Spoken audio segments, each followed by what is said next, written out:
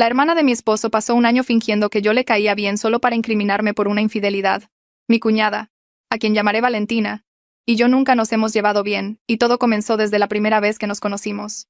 Cuando descubrió que crecí siendo pobre, que mi familia se mudaba de un albergue a otro cuando yo era niña, me miró como si fuera tierra en su zapato. Me dijo que debería estar agradecida de que su hermano siquiera me hubiera volteado a ver, porque las mujeres como yo no terminan con hombres como él, a quien llamaremos Diego. Quise responderle algo, pero nunca he sido buena para las confrontaciones, así que me tragué mis palabras y seguí adelante.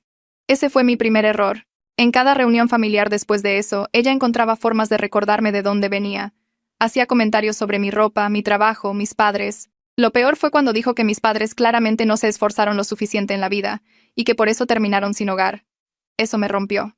Mis padres sacrificaron todo por mí y me dieron cada oportunidad que pudieron. Escucharla despreciarlos hizo que algo estallara dentro de mí. Terminamos en una pelea a gritos en una carne asada familiar, y me fui llorando. Después de eso le dije a Diego que ya no podía más. No podía estar cerca de ella nunca más. Él entendió y me contó cosas sobre su hermana que yo no sabía. Como siempre miraba por encima del hombro a cualquiera que considerara inferior a ella, cómo presumía el dinero de la familia como si eso la hiciera superior. Sus padres lo permitían. Y Diego se había distanciado años atrás por eso mismo. Cuando nos comprometimos, decidimos no invitarla a nuestra boda. Su familia perdió la cabeza. Hubo llamadas telefónicas, acusaciones, intentos de hacernos sentir culpables.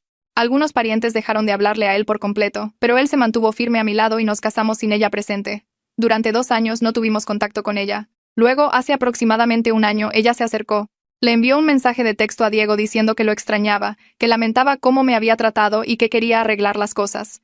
Él me mostró el mensaje y me preguntó qué quería hacer. Lo pensé durante una semana y le dije que le diera una oportunidad más. Ella pidió reunirse para tomar un café y disculparse en persona. Lo pospuse durante un mes, pero cuando finalmente nos reunimos parecía genuina. Se disculpó por cada cosa cruel que había dicho, admitió que había sido arrogante y que estaba equivocada, y preguntó si podíamos empezar de nuevo. Le dije que nunca seríamos íntimas, pero que podía ser civilizada. Durante el siguiente año las cosas estuvieron bien. Nos veíamos en las fiestas, teníamos charlas triviales y manteníamos la cortesía.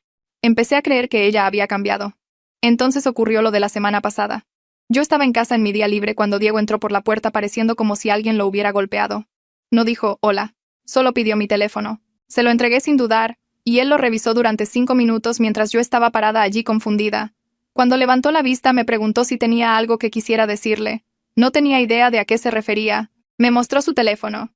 Valentina le había enviado una captura de pantalla de un perfil de Tinder. Mi nombre, mis fotos, mi ciudad, un perfil completamente llenado diciendo que buscaba conocer gente.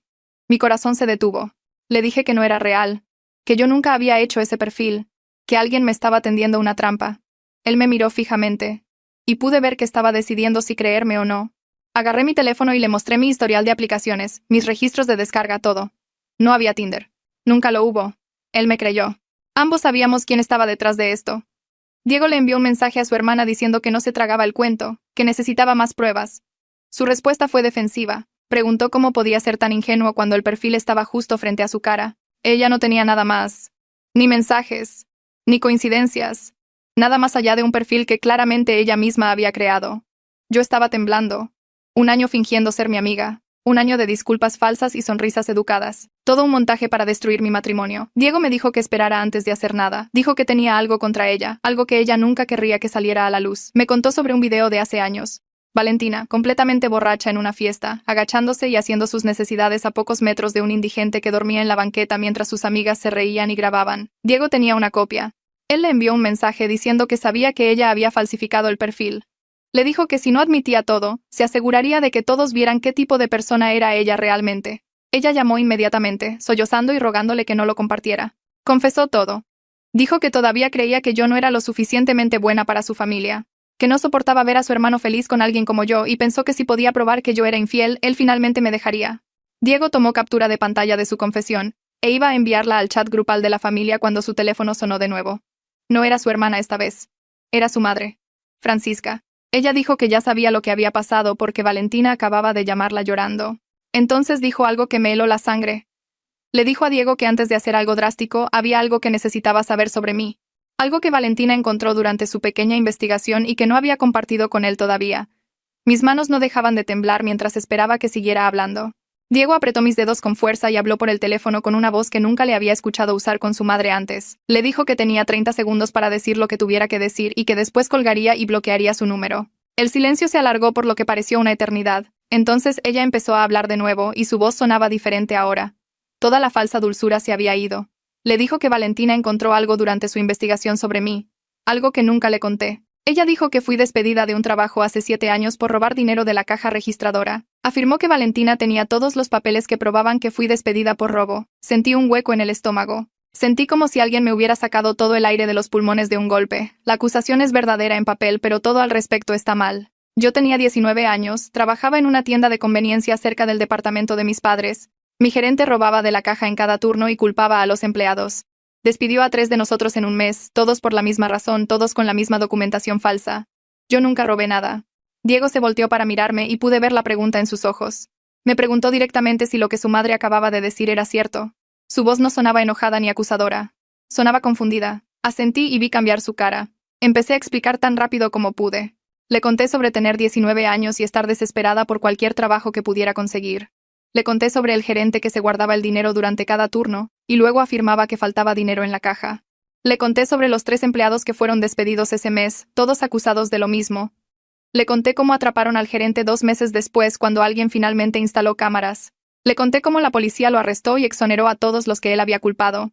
Le dije que nunca fui acusada formalmente de nada porque nunca hubo evidencia real. La madre de Diego interrumpió antes de que yo pudiera terminar. Dijo que no importaba cuál fuera la verdad. Dijo que lo que importaba era cómo se veía. Dijo que yo debería haberle contado a su hijo sobre haber sido despedida por robo, incluso si la acusación era falsa. Dijo que el hecho de que lo ocultara prueba que tengo cosas que esconder. Dijo que tal vez Valentina tenía razón al investigarme. Dijo que cuando el río suena, agua lleva. La respuesta de Diego llegó tan rápido que me hizo saltar. Le dijo a su madre que una acusación falsa de hace 7 años no significaba absolutamente nada. Su voz se hizo más fuerte mientras seguía hablando. Señaló que yo era una adolescente ganando el sueldo mínimo tratando de sobrevivir. Señaló que su hermana es una mujer adulta que pasó un año fingiendo ser mi amiga solo para poder crear un perfil de citas falso y tratar de destruir nuestro matrimonio. Le dijo a su madre que no hay comparación entre las dos situaciones. Podía escuchar a Francisca tratando de interrumpir, pero él hablaba por encima de ella. Su madre cambió su estrategia. Su voz se volvió suave y suplicante. Le rogó que realmente pensara en esto. Le pidió considerar que tal vez yo no soy quien él cree que soy. Sugirió que tal vez Valentina solo estaba tratando de protegerlo de alguien con un pasado que genera dudas. Dijo que yo podría estar usándolo por su dinero y las conexiones de su familia. Dijo que necesita ser realista sobre por qué alguien como yo querría estar con alguien como él. Algo dentro de mí se rompió. Le arrebaté el teléfono de la mano a Diego. Le dije que ya había tenido suficiente de las suposiciones de su familia sobre mí. Le dije que ser pobre no convierte a alguien en un criminal. Le dije que perder un trabajo de sueldo mínimo siendo adolescente no justifica lo que hizo su hija. Le dije que pasar un año manipulando a alguien y creando evidencia falsa es un comportamiento criminal real, no una acusación falsa de hace años. Le dije que su hija admitió todo, que tenemos la confesión por escrito, y que ninguna cantidad de excavar en mi pasado cambia lo que hizo su hija. Diego recuperó el teléfono y le dijo a su madre que la conversación había terminado. Dijo que si ella quería seguir poniendo excusas para Valentina y atacándome a mí, esa era su elección. Dijo que ya no seríamos parte de eso. Dijo que habíamos terminado con la gente que piensa que el dinero los hace mejores que los demás. Su madre hizo un intento final. Dijo que si cortábamos la relación nos arrepentiríamos. Dijo que eventualmente necesitaríamos el apoyo de la familia y que lamentaríamos haber quemado estos puentes. Dijo que la familia se supone que debe permanecer unida pase lo que pase. Diego le dijo que ya tenemos apoyo familiar de personas que realmente nos respetan. Le dijo que Valentina puede quedarse con sus disculpas falsas y su madre puede quedarse con sus juicios clasistas. Luego terminó la llamada. Después de colgar, Diego dejó su teléfono en la mesa de centro y ambos nos quedamos sentados allí. El silencio se sentía pesado y denso. Podía escuchar el reloj haciendo tic-tac en la cocina y el sonido de los autos pasando fuera de nuestra ventana. Mis manos todavía temblaban por la conversación. Él se estiró y tomó mi mano entre las suyas. Su palma se sentía cálida y sólida contra la mía. Me miró y me dijo que lo sentía. Dijo que estaba avergonzado de cómo me trata su familia, que debería haberlo detenido con más fuerza hace años en lugar de simplemente mantener la distancia. Su voz se quebró un poco cuando lo dijo. Apreté su mano de vuelta porque no sabía qué más hacer. Sentía la garganta cerrada y tenía miedo de que si intentaba hablar empezaría a llorar. Él siguió hablando, diciendo que sabía que su madre solapaba a su hermana, pero no se dio cuenta de qué tan profundo llegaba hasta esta noche. Pensó que darles espacio y poner límites sería suficiente. Estaba equivocado. Finalmente encontré mi voz y le conté sobre el trabajo en la tienda de conveniencia. Las palabras salieron lentas al principio, luego más rápido mientras explicaba todo. Le dije que tenía 19 años y trabajaba por el sueldo mínimo, que mi gerente estaba robando de la caja y culpando a los empleados cuando faltaba el dinero. Expliqué cómo fui una de las 3 personas despedidas ese mes, lo asustada que estaba porque necesitaba ese trabajo para ayudar a pagar la renta. Le conté sobre la investigación policial que ocurrió 2 meses después, cómo arrestaron al gerente y nos exoneraron a todos. Expliqué que aunque fui exonerada, aunque nunca robé nada, la experiencia me hizo sentir sucia y avergonzada durante años. Sentí que tenía que probar que no era una ladrona todos los días en cada trabajo después de eso. Nunca lo mencioné porque me avergonzaba, porque me preocupaba que la gente me juzgara por ello, aunque no hice nada malo. Diego escuchó sin interrumpir. Cuando terminé sacó su teléfono y comenzó a buscar. Sus dedos se movían rápido por la pantalla. Encontró viejos artículos de noticias sobre el arresto del gerente en cuestión de minutos. Había 3 artículos diferentes del periódico local cubriendo la investigación y los cargos. Tomó capturas de pantalla de cada uno, luego me mostró la pantalla. Los artículos mencionaban que varios empleados fueron despedidos injustificadamente y luego exonerados de cualquier delito. Dijo que necesitábamos documentación de la verdad, no solo la versión retorcida de los eventos de su hermana. Siguió buscando y encontró los registros judiciales del gerente mostrando que se declaró culpable de robo y fraude. También tomó capturas de eso. Lo miré trabajar y sentí que algo se aflojaba en mi pecho. Tener pruebas se sentía importante aunque yo supiera la verdad. Me pidió las fechas exactas en que trabajé allí y le di la información de memoria. Hizo notas en su teléfono sobre todo. Pasamos la siguiente hora tratando de contactar al técnico que nos ayudó con el perfil falso de Tinder. Diego llamó 2 veces, pero se fue al buzón de voz. Dejó un mensaje detallado explicando lo que dijo su madre sobre los registros laborales y preguntando si había alguna forma de rastrear cómo Valentina obtuvo esa información. Envió la misma información por mensaje de texto en caso de que la llamada no se escuchara claramente. Mientras esperábamos una devolución de llamada, buscó en línea información sobre registros laborales y leyes de privacidad. Me leyó partes en voz alta. La mayoría de los sitios decían que los registros laborales antiguos no se supone que sean accesibles para personas aleatorias sin permiso. La información está protegida por leyes de privacidad. Se preguntó en voz alta si su hermana pagó por un servicio de verificación de antecedentes, o de alguna manera convenció a alguien en la antigua compañía para compartir mi archivo. Dijo que de cualquier manera podría ser ilegal dependiendo de cómo obtuvo los registros. Me sentí enferma pensando en ella escarbando en mi pasado de esa manera. El técnico devolvió la llamada alrededor de las 9 de la noche.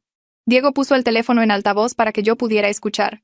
Explicó la nueva acusación y preguntó sobre rastrear dónde obtuvo Valentina mi información laboral.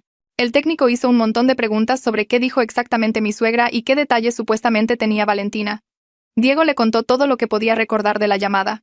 El técnico se quedó callado por un minuto, luego explicó que los registros laborales de hace 7 años no estarían en ninguna base de datos pública.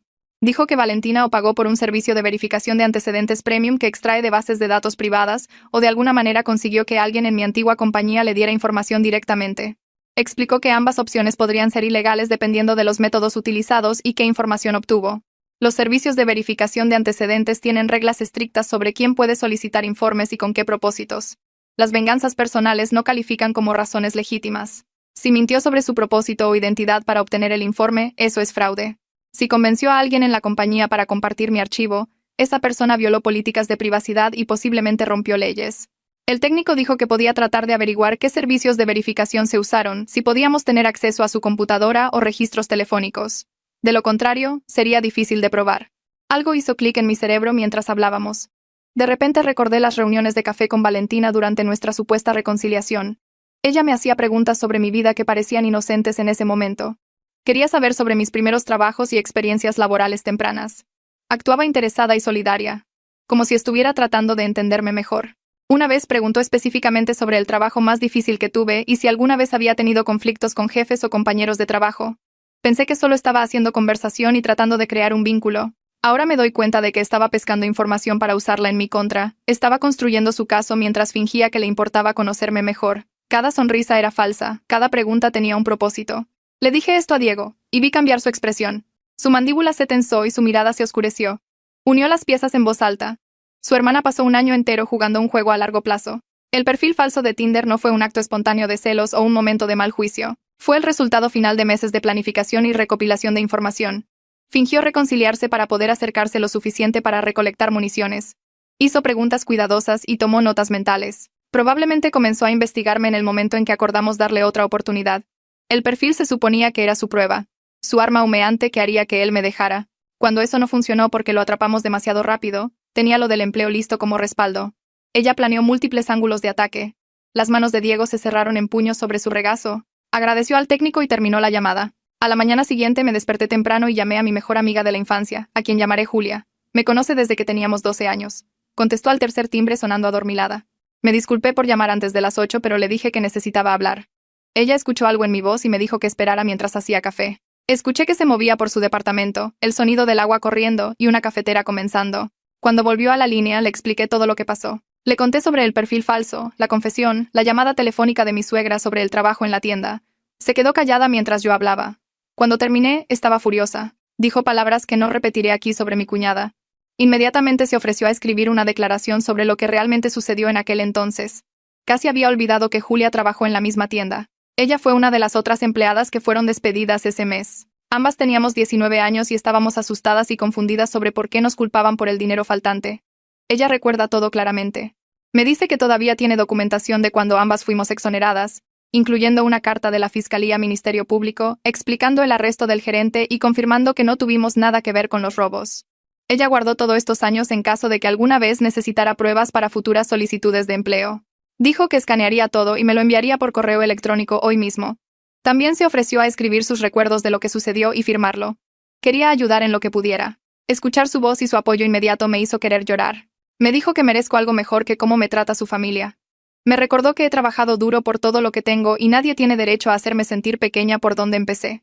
Después de colgar, Diego sugirió que contactáramos a alguien que él conoce que es abogado, el licenciado Roberto Zamora, un amigo de la familia que ayudó a Diego con algunos problemas de contratos en el trabajo el año pasado.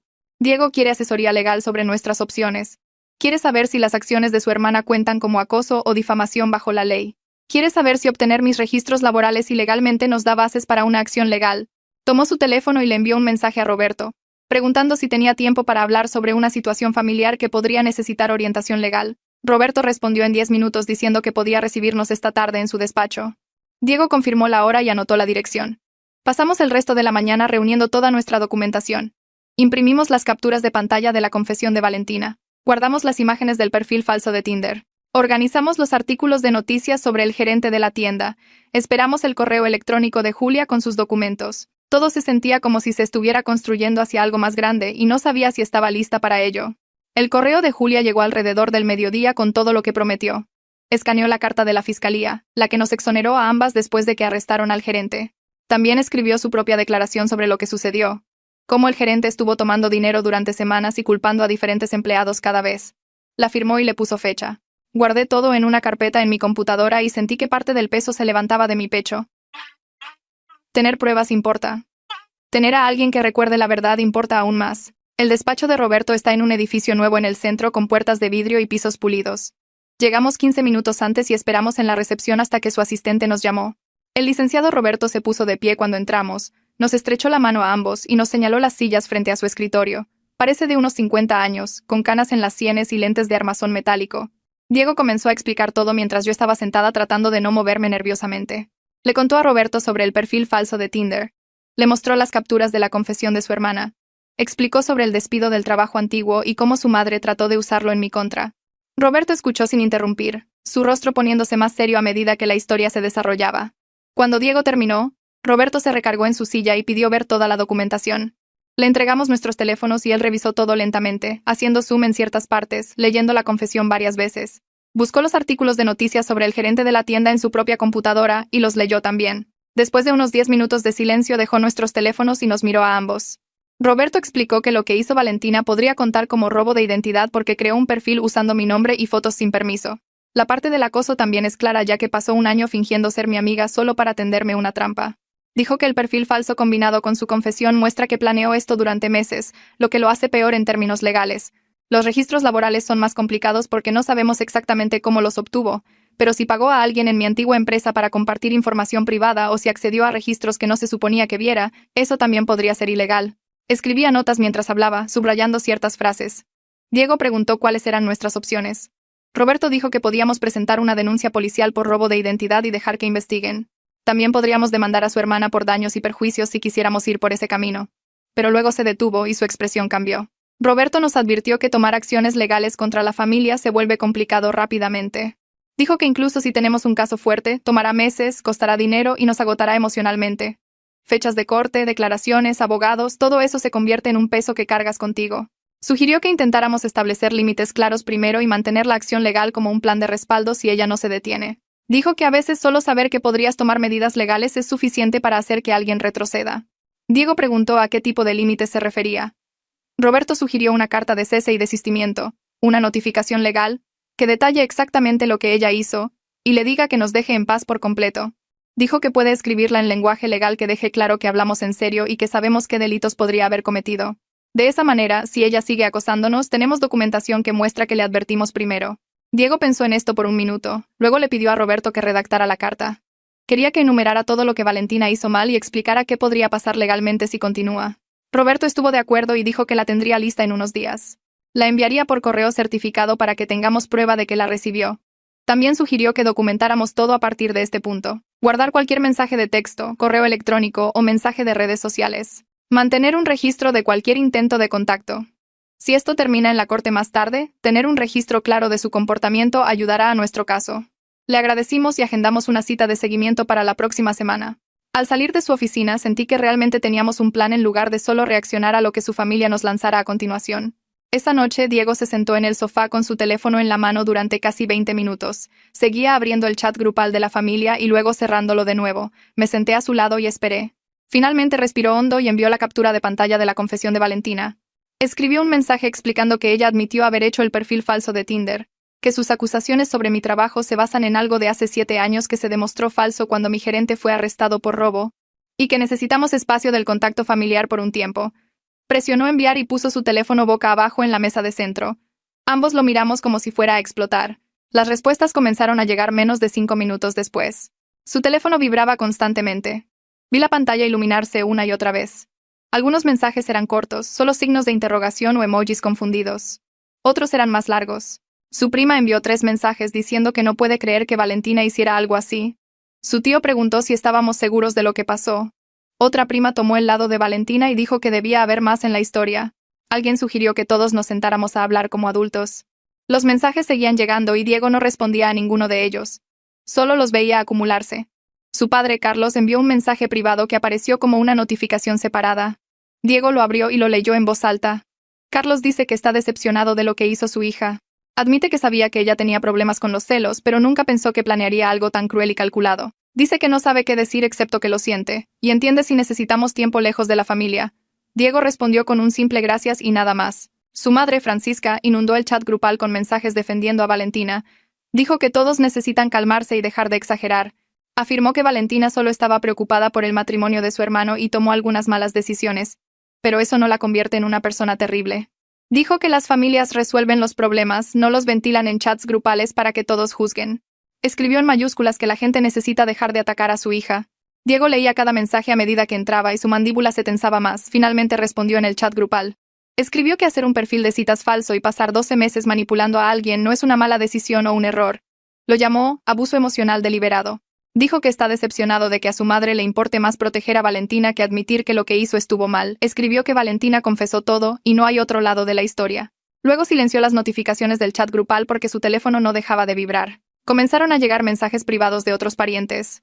Su tía envió un mensaje largo diciendo que siempre supo que Valentina era una malcriada y que su madre permitió su comportamiento durante años. Compartió una historia sobre cómo Valentina una vez hizo que despidieran a una compañera de trabajo porque la mujer no elogió su atuendo.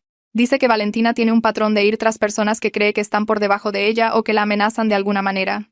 Nos dice que apoya lo que sea que decidamos hacer. 2 primos más enviaron mensajes similares. Uno admitió que dejó de llevar a su novia a los eventos familiares porque Valentina hacía comentarios groseros sobre su peso. Otra dijo que Valentina una vez le dijo que se vestía como si comprara en tiendas de segunda mano y que debería esforzarse más si quería encajar con la familia. Leer estos mensajes me hace darme cuenta de que la crueldad de Valentina no era personal contra mí. Es simplemente quien ella es con cualquiera que decida que no es lo suficientemente bueno. Mi teléfono vibró en la barra de la cocina más tarde esa noche y lo levanté para ver un muro de texto de Valentina. El mensaje continuaba por párrafos, cambiando entre decir que lo siente y explicar por qué hizo lo que hizo. Escribe que estaba tratando de proteger a su hermano de cometer un error. Afirma que realmente creía que yo le estaba ocultando algo. Dice que nunca quiso que las cosas llegaran tan lejos y que solo quería que él viera la verdad sobre mí antes de que fuera demasiado tarde. Las partes de la disculpa suenan ensayadas, como si las hubiera copiado de algún lugar. Las partes de justificación suenan más como su voz real. Termina preguntando si por favor podemos hablar de esto como familia. Le mostré a Diego el mensaje sin decir nada. Lo leyó 2 veces y sacudió la cabeza. Nos sentamos en la mesa de la cocina por un rato discutiendo qué hacer. Parte de mí quiere responder y decirle exactamente lo que pienso de su disculpa falsa. Parte de mí quiere bloquear su número y no volver a saber de ella. Diego sugirió que no nos involucremos con ella en absoluto. Dice que responder solo le dará una apertura para seguir presionando. Decidimos dejar que el licenciado Roberto maneje todo de ahora en adelante. Diego llamó a Roberto a la mañana siguiente y le explicó sobre el mensaje de texto de Valentina. Roberto dijo que redactaría una notificación legal formal y la enviaría por correo certificado para que haya prueba de que la recibió. Nos dice que la carta dejará claro que toda comunicación futura debe pasar a través de él como nuestro representante legal. Roberto pregunta si queremos incluir algo sobre posibles acciones legales si ella continúa. Diego dice que sí. Quiere que Valentina entienda que habrá consecuencias reales si no se detiene. Roberto dice que tendrá la carta lista para el final de la semana. Pasaron 2 días tranquilamente. Diego y yo tratamos de concentrarnos en la vida normal, pero la tensión se siente pesada en nuestra casa. Ambos sabemos que su familia no dejará pasar esto así nada más. El jueves por la tarde estaba trabajando desde casa cuando escuché una puerta de auto cerrarse afuera. Miré por la ventana del frente y vi a Francisca caminando por nuestra entrada. Se me cayó el estómago. Llamé a Diego, que estaba en la otra habitación. Vino a la ventana y todo su cuerpo se tensó cuando vio a su madre. El timbre sonó 3 veces en rápida sucesión. Diego caminó hacia la puerta pero no la abrió. Gritó a través de la madera preguntando qué quería. La voz de Francisca se escuchaba amortiguada pero fuerte. Dijo que necesitaba hablar con nosotros ahora mismo. Diego le dijo que no estábamos listos para una conversación y le pidió que se fuera. Ella se negó. Su voz se hizo más fuerte y pude escucharla empezando a llorar. Dijo que no se iría hasta que habláramos con ella. Diego me miró y pude ver que estaba sopesando sus opciones. Me dijo que me quedara adentro y abrió la puerta solo lo suficiente para salir al porche, cerrándola detrás de él. Me moví a la ventana de la sala donde podía verlos mejor. Francisca ya estaba agarrando el brazo de Diego. Su cara estaba roja y las lágrimas corrían por sus mejillas. No podía escuchar todo lo que decían, pero captaba fragmentos. Francisca seguía diciendo algo sobre el perdón y la familia. Diego tenía los brazos cruzados y estaba sacudiendo la cabeza. Francisca se puso más alterada y empezó a gesticular salvajemente. Señaló a la casa, probablemente refiriéndose a mí. Diego dio un paso atrás y levantó una mano como si tratara de calmarla. La conversación continuó por varios minutos. Francisca cambiaba entre llorar y hablar rápidamente. En un momento agarró ambas manos de Diego y pude verla suplicando. Él retiró sus manos gentil pero firmemente. Ella se secó la cara e intentó de nuevo. Estaba diciendo algo una y otra vez. La postura de Diego se mantuvo rígida. No estaba cediendo a lo que sea que ella estuviera pidiendo. Diego comenzó a hablar más y la expresión de Francisca cambió de suplicante a defensiva. Su boca se abrió como si estuviera sorprendida por lo que él estaba diciendo. Trató de interrumpir, pero él siguió hablando. Sus manos se movían mientras hablaba, enfatizando sus puntos. Las lágrimas de Francisca se detuvieron y ahora se veía enojada. Dijo algo de vuelta y la mandíbula de Diego se apretó. Pude verlo ponerse más molesto. Lo que sea que ella acababa de decir empeoró las cosas. Él señaló hacia su auto. Ella no se movió. Él señaló de nuevo, más firmemente esta vez. Francisca cruzó los brazos y plantó los pies. Ambos estaban parados rígidamente ahora, ninguno retrocediendo. Francisca comenzó a hablar de nuevo, y Diego la cortó inmediatamente. Su mano subió en un gesto de alto. Ella trató de seguir, pero él habló por encima de ella. Incluso desde adentro podía notar que su voz se estaba haciendo más fuerte. La cara de Francisca pasó de enojada a herida. Dijo algo más y Diego dio un paso atrás como si ella acabara de golpearlo. Respondió con lo que pareció ser una palabra. No. Francisca trató de alcanzarlo de nuevo y él se alejó más. Señaló su auto una vez más. Esta vez todo su brazo se extendió y su dedo apuntó hacia la calle. Francisca se quedó allí por un momento mirándolo. Luego se dio la vuelta y caminó rápidamente a su auto. Se subió y se sentó allí por un minuto antes de arrancar el motor. Diego se quedó en el porche mirando hasta que ella se alejó. Cuando volvió a entrar sus manos estaban temblando. Fue directo a la cocina y tomó un vaso de agua. Lo seguí y esperé a que estuviera listo para hablar. Bebió todo el vaso antes de dejarlo en la barra. Me dijo que su madre le rogó que perdonara a Valentina y le diera otra oportunidad. Seguía diciendo que la familia debe permanecer unida pase lo que pase. Dijo que Valentina cometió un error, pero sigue siendo su hermana y cortarla es demasiado extremo. Diego le dijo que la lealtad familiar no significa aceptar abuso y manipulación. Explicó que lo que hizo Valentina no fue un error o un malentendido. Fue una campaña deliberada que tomó un año entero planear y ejecutar. Dijo que eso tiene que tener consecuencias o simplemente lo hará de nuevo. Francisca no quería escuchar eso. Seguía insistiendo en que estábamos exagerando y que las familias resuelven los problemas. Diego le dijo que estamos resolviéndolo poniendo límites y protegiéndonos. Entonces Francisca sacó a colación mi historial laboral de nuevo. Sugirió que tal vez las preocupaciones de Valentina no estaban completamente equivocadas. Diego dice que la cortó inmediatamente. Le dijo que traer a colación acusaciones falsas de hace 7 años prueba que está más interesada en defender a Valentina que en entender el problema real. Dijo que si no puede ver la diferencia entre ser acusado injustamente siendo adolescente y deliberadamente incriminar a alguien por infidelidad, entonces ella es parte del problema. Ahí fue cuando Francisca se puso realmente alterada. Diego me cuenta que le dio una opción. Le dijo que necesita irse y pensar seriamente sobre si quiere permitir el comportamiento de Valentina o tener una relación con nosotros. Le dijo que la elección es suya, pero no aceptaremos ser tratados de esta manera nunca más. Luego le pidió que se fuera. Diego se sentó en la mesa de la cocina y puso su cabeza en sus manos. Se ve agotado. Dice que esto es más difícil de lo que esperaba. Admite que ama a su familia, pero no puede ignorar cómo me han tratado. Está luchando con la culpa de elegir entre su esposa y su madre. Puedo ver cuánto le está costando esto. Su familia ha sido parte de toda su vida y ahora tiene que cortarlos. Me senté a su lado y le dije que deberíamos buscar un terapeuta familiar. Alguien que pueda ayudarnos a descubrir cómo manejar estos límites y procesar todo lo que está pasando. Me miró y asintió lentamente. Dice que cree que necesita orientación profesional sobre cómo mantener su propia salud mental mientras lidia con los problemas de su familia. Admite que no sabe cómo hacer esto por su cuenta. Pasé esa tarde buscando terapeutas que trabajen con conflictos familiares y relaciones tóxicas. Encontré varias opciones y lo reduje a 3 que tienen buenas reseñas y experiencia con situaciones como la nuestra. Diego y yo los revisamos juntos y elegimos a una cuyo enfoque parece el más adecuado. Llamé a la mañana siguiente y expliqué nuestra situación brevemente a la recepcionista. Nos consiguió una cita para la semana siguiente. Los días previos a la cita se sintieron largos. Diego está más callado de lo usual. Está procesando todo y le doy espacio para hacerlo.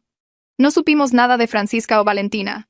El chat grupal de la familia se mantuvo en silencio. Roberto llamó para confirmar que la carta de cese y desistimiento fue entregada y firmada. Dice que si Valentina nos contacta de nuevo después de recibirla, tenemos bases para una orden de restricción. Llegó el día de nuestra primera sesión de terapia. Condujimos a la oficina en silencio. La sala de espera era pequeña y tranquila con iluminación suave. La terapeuta salió a recibirnos justo a tiempo. Es una mujer de mediana edad con ojos amables y una sonrisa cálida.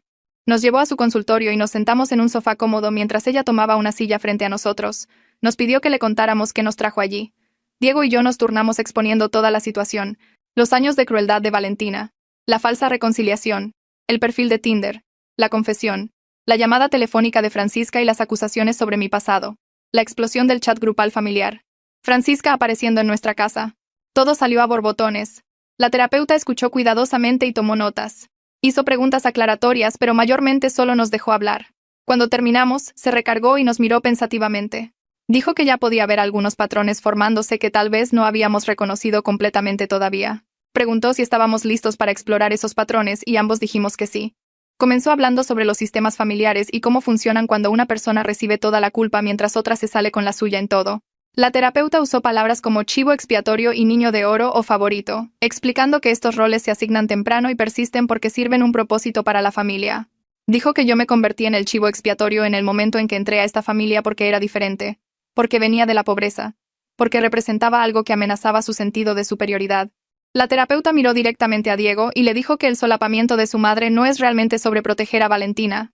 Es sobre mantener todo el sistema funcionando sin problemas, manteniendo una estructura donde ciertas personas pueden ser tratadas mal siempre y cuando sean los objetivos correctos. Dijo que Francisca necesita a alguien a quien mirar hacia abajo tanto como Valentina, razón por la cual defendió las acciones de su hija en lugar de llamarlas por lo que eran. Diego preguntó si su madre cambiaría alguna vez, y la terapeuta hizo una pausa antes de responder.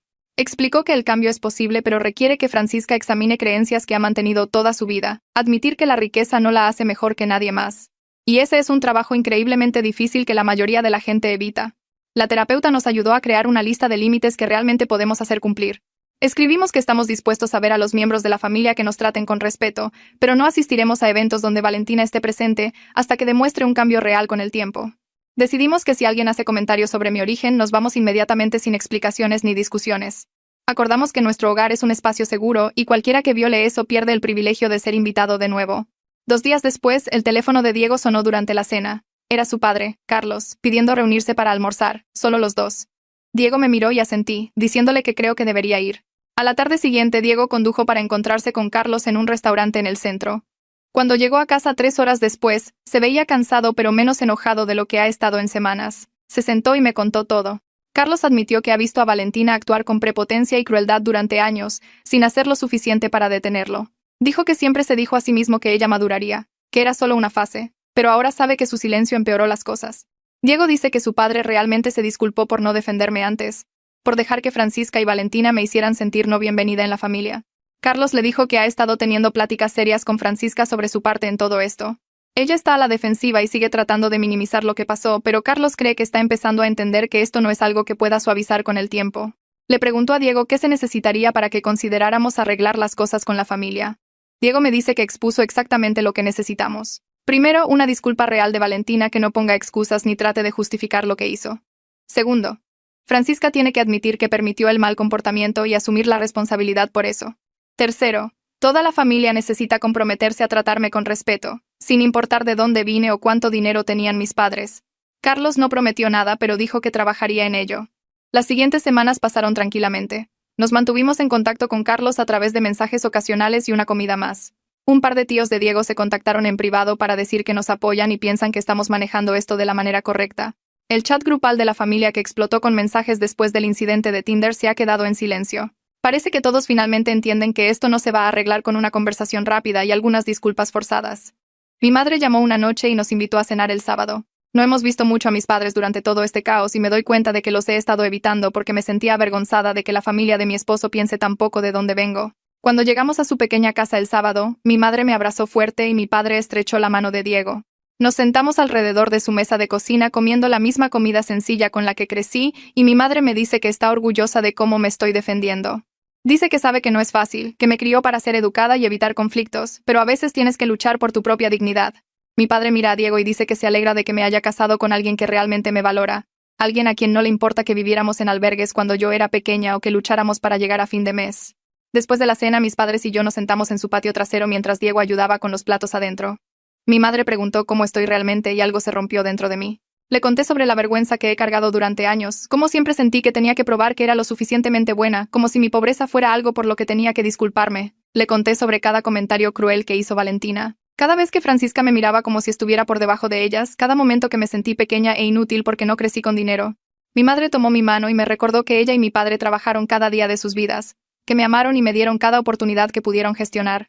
Dice que eso es lo que importa, no las opiniones de gente que piensa que las cuentas bancarias determinan el valor de alguien. Mi padre agrega que no están avergonzados de cómo vivimos y yo tampoco debería estarlo. Dice que hicieron lo mejor que pudieron con lo que tenían y eso es más de lo que mucha gente rica puede decir.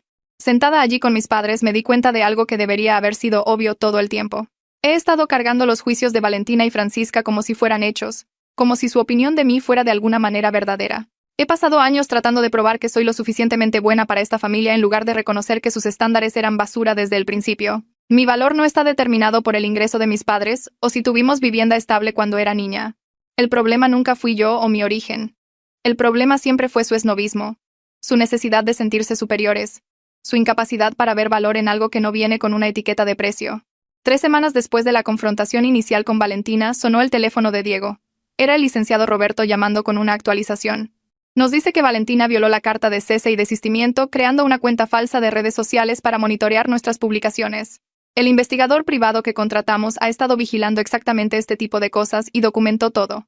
Rastreó la cuenta a través de direcciones IP y patrones de publicación que se vinculan directamente con Valentina. Diego toma su teléfono y llama a Roberto de inmediato. Su voz es plana cuando le dice a Roberto que prepare una demanda formal por acoso contra Valentina. Ha terminado con las advertencias y segundas oportunidades. Explica sobre la cuenta falsa de redes sociales, cómo el investigador privado documentó todo, cómo Valentina parece no poder detenerse de tratar de interferir en nuestras vidas. Roberto dice que redactará el papeleo y lo tendrá listo para presentar al final de la semana. Diego le agradece y cuelga. Se ve agotado, como si toda esta situación le hubiera drenado algo esencial. Le digo que apoyo lo que necesite hacer, que estoy cansada de vivir bajo vigilancia constante de alguien que dice querer reconciliación. Asiente y me acerca a él y nos quedamos sentados en el sofá sin decir nada por un largo tiempo.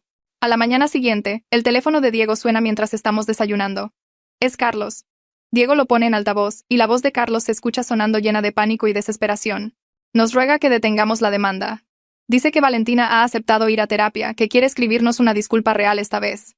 Carlos explica que Valentina rompió en llanto después de enterarse de que contratamos a un investigador privado y que finalmente se dio cuenta de lo serio que se ha vuelto esto.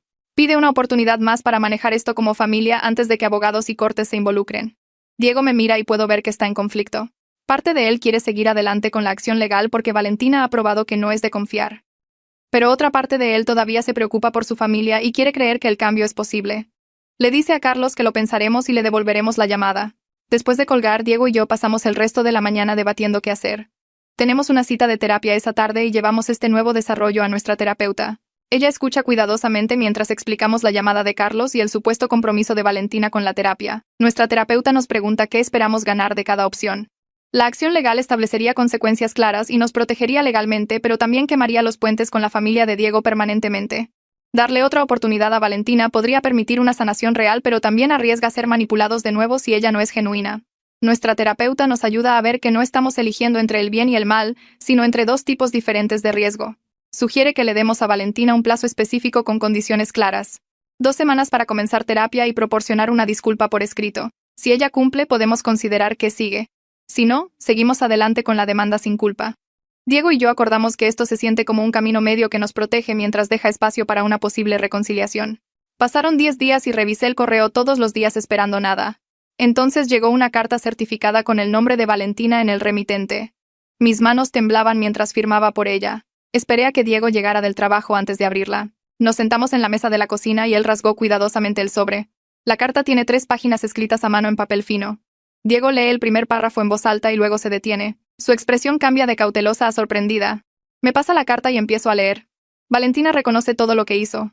El perfil falso de Tinder, el año de fingir ser mi amiga, la cuenta falsa de redes sociales para monitorearnos. Admite que estaba celosa e insegura de que no podía manejar ver a su hermano feliz con alguien que ella consideraba por debajo de su familia. Asume total responsabilidad por el daño que causó.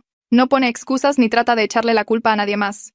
Dice que entiende si nunca la perdonamos, pero quería que supiéramos que está trabajando en sí misma y reconoce lo equivocada que estaba. La segunda página de la carta profundiza más. Valentina explica que ha estado viendo a un terapeuta 3 veces por semana desde nuestra última confrontación. Ha sido diagnosticada con ansiedad y algo que su terapeuta llamó un apego poco saludable al estatus y la riqueza. Escribe que me veía como una amenaza porque mi presencia la forzaba a mirar sus propios valores superficiales. Cuando entré a la familia sin dinero o conexiones, la hizo cuestionar qué importaba realmente. En lugar de examinar sus propias creencias, trató de empujarme fuera para no tener que enfrentar esas preguntas incómodas. Admite que esto suena como charla de psicología y tal vez lo sea, pero su terapeuta le ayudó a ver patrones a los que había estado ciega toda su vida. La forma en que trata a los trabajadores de servicio, la forma en que juzga a la gente basada en sus autos o ropa, la forma en que usa el dinero como medida del valor de alguien. Dice que verlo escrito en terapia le revolvió el estómago. La tercera página revela aún más. Valentina escribe sobre sentirse inadecuada toda su vida a pesar de tener todo lo que el dinero podía comprar. Habla sobre compararse con otras mujeres ricas y siempre quedarse corta en su propia mente. Admite que proyectó esos sentimientos de insuficiencia en mí porque era más fácil que lidiar con sus propios problemas. Me atacó porque me veía vulnerable, alguien a quien podía empujar para sentirse poderosa. Reconoce que esta explicación no excusa lo que hizo, pero espera que nos ayude a entender por qué se obsesionó tanto con destruir nuestro matrimonio. Termina la carta diciendo que no espera que respondamos o aceptemos su disculpa. Solo quería que supiéramos que genuinamente está tratando de cambiar y que lamenta el dolor que causó. Diego y yo leímos la carta 3 veces más esa noche. Seguíamos buscando señales de manipulación, frases que cambiaran la culpa o pusieran excusas, pero cuanto más la leíamos, más genuina parecía. A la mañana siguiente llevamos la carta a nuestra cita de terapia. Nuestra terapeuta la leyó cuidadosamente y luego volvió a ciertos párrafos. Señaló un lenguaje específico que sugiere autoconciencia real, la forma en que Valentina asume responsabilidad sin calificarla con declaraciones de pero, la forma en que reconoce el daño sin hacerlo sobre su propio sufrimiento, la forma en que nos da permiso para no perdonarla en lugar de exigir que aceptemos su disculpa. Nuestra terapeuta dice que esto no significa que Valentina haya cambiado completamente, pero sí sugiere que está haciendo trabajo real en sí misma, en lugar de solo tratar de suavizar las cosas. Diego y yo pasamos los siguientes días discutiendo cómo responder. Finalmente decidimos escribir nuestra propia carta.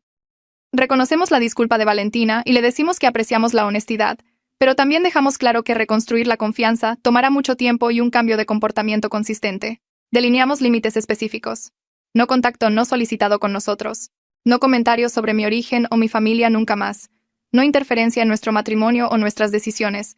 Respeto por nuestra relación y nuestras elecciones. Le decimos que si puede mantener estos límites y continuar trabajando en sí misma, estamos abiertos a reconstruir lentamente algún tipo de relación familiar. Pero si viola cualquiera de estos límites, seguiremos adelante con la acción legal sin dudarlo. Diego envía la carta y ambos sentimos que hemos hecho lo que podemos hacer. Una semana después llega otra carta. Esta es de Francisca, es más corta que la de Valentina y menos detallada, pero aún me sorprende. Francisca admite que permitió el mal comportamiento de Valentina porque no quería ver a su hija como capaz de crueldad. Escribe que era más fácil culparme por ser demasiado sensible que reconocer que Valentina estaba siendo cruel a propósito. Dice que empezó a ver a un terapeuta también y a trabajar en sus propios problemas sobre el estatus y la lealtad familiar. No pide perdón, solo dice que lo siente, y espera que podamos encontrar un camino hacia adelante eventualmente. 2 días después de que llega la carta de Francisca, Carlos llama de nuevo. Esta vez su voz es más calmada, más mesurada. Sugiere una reunión familiar con nuestra terapeuta presente para discutir cómo avanzamos. Diego pregunta cuáles serían las reglas básicas. Carlos dice que ha estado hablando con el terapeuta de Valentina y ambos acuerdan que ciertas condiciones necesitan estar en su lugar. No emboscarnos con miembros de la familia sorpresa. No ponerse en contra de ninguno de nosotros. Todos tienen derecho a hablar sin ser interrumpidos. El enfoque se mantiene en los límites futuros, no en revivir el pasado. Diego le dice a Carlos que lo discutiremos con nuestra terapeuta y le avisaremos. Después de que termina la llamada me doy cuenta de que algo ha cambiado. No estamos solo reaccionando al caos de Valentina. Estamos estableciendo los términos para cómo podría suceder cualquier reconciliación y eso se siente como progreso. La sesión de terapia familiar ocurre 2 semanas después en una oficina pequeña con paredes grises y sillas cómodas arregladas en círculo. Diego y yo llegamos temprano y nos sentamos juntos mientras nuestra terapeuta se prepara. Valentina entra 10 minutos después luciendo más pequeña de lo que nunca la he visto. Sus ojos rojos e hinchados. Francisca y Carlos la siguen junto con la tía y el tío de Diego que pidieron estar allí. Todos se acomodan en sus asientos y la terapeuta comienza explicando las reglas básicas. No interrumpir. No atacar. Todos hablan por sí mismos. La habitación se siente densa con tensión mientras Valentina se aclara la garganta y comienza a hablar. Admite haber creado el perfil falso de Tinder y explica cómo pasó meses planeándolo, reuniendo mis fotos, construyendo la cuenta lentamente para que pareciera real. Describe los celos que la carcomían cada vez que nos veía juntos, cómo se convenció a sí misma de que estaba protegiendo a su hermano de alguien indigno. Su voz se quiebra cuando habla sobre el año de amistad falsa, lo agotador que fue fingir mientras me odiaba todo el tiempo. Francisca se mueve en su asiento pero se mantiene callada. Valentina continúa, hablando sobre crecer con dinero y cómo se convirtió en su medida de valor. Cómo aprendió temprano que la riqueza significaba superioridad. Dice que ahora sabe lo equivocado que es eso. Cómo la terapia le ha mostrado el daño que causaron esas creencias. La tía de Diego habla a continuación, diciendo que ha notado la actitud de la familia sobre el dinero durante años. Habla sobre comentarios hechos en reuniones. Pequeñas bromas sobre personas que compran en ciertas tiendas o conducen ciertos autos. Comentarios que siempre parecían inofensivos pero sumaban algo feo. Su esposo asiente y menciona a un primo que se casó con alguien de un origen de clase trabajadora, y cómo la familia los trató hasta que eventualmente se divorciaron. La terapeuta me pregunta si quiero compartir mi experiencia. Mis manos tiemblan mientras empiezo a hablar sobre los años de pequeñas heridas.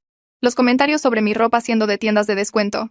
Las preguntas sobre si mis padres alguna vez intentaron mejorarse a sí mismos. Describí la carne asada donde Valentina dijo que mis padres no se esforzaron lo suficiente en la vida, y cómo ese momento rompió algo en mí.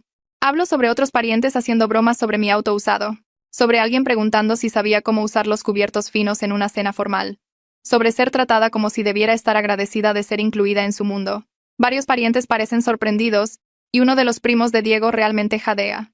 Otros miran hacia sus manos o se mueven incómodos en sus asientos. El tío de Diego dice que nunca se dio cuenta de cómo sonaban esos comentarios desde mi perspectiva. La terapeuta guía la conversación hacia el panorama general, pidiendo a la familia que considere cómo su riqueza ha moldeado su visión de las personas sin ella. Habla sobre el prejuicio de clase y cómo opera de manera diferente a otras formas de discriminación, pero causa daño real. Les pide que piensen sobre las suposiciones que hacen sobre las personas basadas en el estatus económico. Sobre si verdaderamente creen que el dinero hace a alguien más valioso como persona. Francisca finalmente habla, su voz tensa por la emoción. Admite que puso excusas para Valentina porque enfrentar la verdad significaba admitir que su hija era capaz de crueldad. Dice que se dijo a sí misma que yo era demasiado sensible. Que Valentina solo estaba siendo honesta, que las dinámicas familiares eran complicadas. Reconoce ahora que estaba equivocada, que permitió un comportamiento que debería haber detenido hace años. La sesión dura 2 horas y termina con la terapeuta dando a todos tareas sobre examinar sus propios prejuicios y practicar diferentes formas de pensar sobre la clase y el valor. Saliendo al estacionamiento, Diego aprieta mi mano y me dice que está orgulloso de mí por hablar. Durante los siguientes meses las cosas cambian lentamente. Empezamos a asistir a algunas reuniones familiares de nuevo con límites claros sobre el comportamiento aceptable. Valentina está allí a veces, más callada que antes, más cuidadosa con sus palabras. No trata de abrazarme o forzar la conversación. Solo asiente cortésmente, y mantiene su distancia. En acción de gracias, de hecho, felicitó mi pastel sin ningún rastro de condescendencia. En Navidad hizo preguntas genuinas sobre mi trabajo sin ese tono familiar de superioridad. La incomodidad entre nosotras permanece, pero el acto de hostilidad se ha ido. Francisca hace diferentes tipos de esfuerzos, invitándome a tomar café y preguntando sobre mi trabajo con lo que suena como interés real. Quiere saber sobre mi infancia, mis padres, qué estudié en la universidad. Me cuenta historias sobre su propia madre que creció pobre, cómo esa historia quedó enterrada bajo generaciones de riqueza. No es perfecta y a veces los viejos patrones se escapan, pero se atrapa a sí misma ahora y se disculpa. Un año después de que todo explotó, Diego y yo nos sentamos en nuestro sofá en una tranquila mañana de domingo tomando café y hablando sobre lo lejos que hemos llegado. Las relaciones familiares no son perfectas y probablemente nunca lo serán, pero están construidas sobre honestidad ahora en lugar de silencio educado. He aprendido que mi valor viene de quién soy, no de dónde empecé, y que las opiniones de la gente que juzga basada en cuentas bancarias no me definen. Diego ha aprendido que proteger nuestro matrimonio a veces significa decepcionar a su familia, que la lealtad hacia mí tiene que venir primero. Estamos construyendo nuestra propia cultura familiar basada en el respeto y la autenticidad, eligiendo valorar a las personas por su carácter en lugar de su estatus. Eso se siente como la verdadera victoria, no cambiar a su familia completamente, sino negarnos a dejar que sus viejos patrones den forma a nuestra vida juntos.